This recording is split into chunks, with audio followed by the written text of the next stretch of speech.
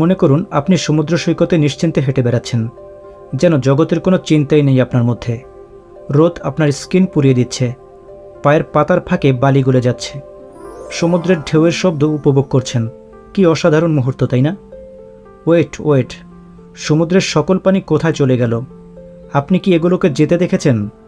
শীঘ্রই এখান থেকে পালান, না হলে 1 মিনিটের মধ্যেই নিজেকে পানির নিচে আবিষ্কার করবেন। বন্ধুরা, আজকের ভিডিওটিতে আপনারা জানতে চলেছেন সুনামি আসলে কিভাবে নিজেকে রক্ষা করবেন। পানির নিচে যখন বিশাল কোনো উদ্বেল সৃষ্টি হয়, তখনই মূলত সুনামির সৃষ্টি হয়, যেমন ভূমিকম্প কিংবা সাগরের নিচে থাকা আগ্নেয়গিরির অগ্নুৎপাত। এই ঘটনা বিপুল পরিমাণে পানিকে উদ্বেলিত করে, যা সাগরের পানিকে এর উপকূল ছাড়িয়ে স্থল পর্যন্ত প্লাবিত করে। কিন্তু যখন গ্র্যাভিটির কারণে এই পানি আবার সাগরের দিকে চলে যায়, তখন এটি শক্তিশালী রূপ ধারণ করে এবং বিশাল বিশাল মারাত্মক ঢেউয়ের সৃষ্টি করে। একটা সুনামির ঢেউ 100 কিলোমিটার পর্যন্ত দীর্ঘ হতে পারে এবং এর উচ্চতা হতে পারে 30 মিটার পর্যন্ত। এটি সমগ্র সাগরে একটি জেট প্লেনের সমান গতিতে প্রবাহিত হতে পারে। এরকম ভয়ানক, শক্তিশালী এবং দ্রুতগতির সুনামির সামনে কেউ কিভাবে বেঁচে থাকতে পারে? এমনকি একটি সুনামি প্রবণ এলাকাতেও আপনি বেঁচে ফিরতে পারেন, যদি আপনি জানেন যে আপনার কি করা উচিত। প্রথম পদক্ষেপ হল সুনামির পূর্ব মুহূর্তের লক্ষণগুলোকে আইডেন্টিফাই করা। প্রশান্ত মহাসাগরে প্রায়শই টেকটনিক অ্যাক্টিভিটি লক্ষ্য করা যায়। ফলে পৃথিবীর মোট আগ্নেয়গিরির অগ্নুৎপাতের মধ্যে 75%ই প্রশান্ত মহাসাগরীয় অঞ্চলে ঘটে থাকে। পৃথিবীর মোট ভূমিকম্পের 90% হয়ে থাকে এই প্রশান্ত মহাসাগরীয় অঞ্চলে। এই ভূতাত্ত্বিক কারণেই পৃথিবীর মোট সুনামির মধ্যে 85%ই এই অঞ্চলে হয়। অধিকাংশ ক্ষেত্রেই সুনামির পূর্বে ভূমিকম্প সংঘটিত হয়। তাই আপনি যদি সমুদ্রের কাছাকাছি স্থানে বসে ভূমিকম্প অনুভব করেন, তাহলে শুরুতেই ভূমিকম্পের হাত থেকে নিজেকে রক্ষা করুন। কম্পন থেমে যাওয়ার পরে যত দ্রুত সম্ভব উঁচু কোনো স্থানে চলে যান। হঠাৎ করে যদি দেখেন বিচ বড় হয়ে যাচ্ছে, তাহলে দ্রুত উল্টো দিকে দৌড়াতে শুরু করুন। সুনামির প্রাথমিক লক্ষণ হল শুরুতে উপকূলের পানি সাগরের মধ্যে চলে যায় এবং বিচ শুকিয়ে যায়। এরকম দেখলে ভুলেও বিচে ইনভেস্টিগেট করতে যাবেন না, কেননা যখন পানি ফিরে আসবে তখন আর আপনি পালানোর সময়ও পাবেন না। বরং এরকম দেখলে দ্রুত উল্টো দিকে দৌড়াতে থাকুন এবং বিচ থেকে কমপক্ষে 3.5 কিলোমিটার দূরে চলে যান, অথবা সি লেভেলের চেয়ে 30 মিটার উঁচু কোনো স্থানে অবস্থান নিন।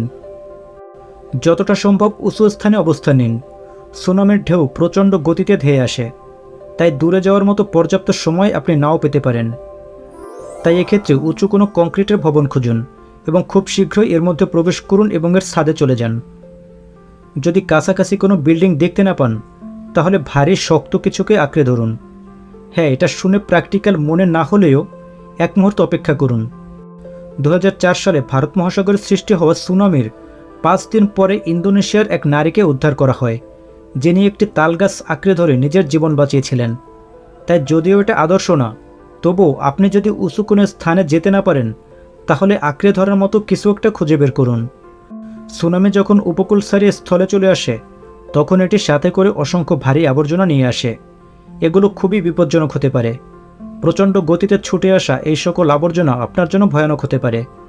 যাই হোক, অনেক সুনামি ভিকটিমদেরই খুলে যাওয়া ঘরের চালা ধরে এবং ভাসতে থাকা গাড়ি ধরে সার্ভাইভ করতে দেখা গেছে। এতক্ষণ ধরে যদি আপনি সার্ভাইভ করে থাকেন, আপনার ট্রাভেল এখনও শেষ হয়নি।